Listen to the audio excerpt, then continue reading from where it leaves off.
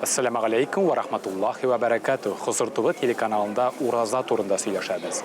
Һәм Уразага кагылышлы иң четерекле мәсьәләләргә Татарстаныбызның иң гыйлемле хәзрәтләре җавап бирә.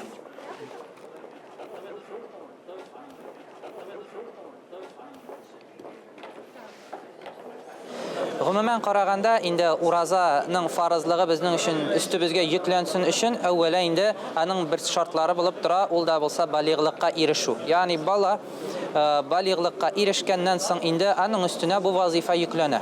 Әмма дә ләкин без әти-әниләр буларак үз балаларыбызны Аллаһ Тәгаләнең әмере килгәнчегә кадәр Аллаһ Тәгаләнең әмерен үтәүгә әзер булырга, әзерләргә тиешбез, һәм дә тәрбия шундый бирергә тиешбез. Шуңа күрә балаларыбыз бәләкәй тота алалар икән, тоттырсак, моның өстендә нур була, балаларыбыз моның өчен савапларын алалар, бәләкәйдән үк өйрәнеп киләләр. Ул бит балаларның истәлегендә дә кала. Аннары үскәч нәрсә диләр?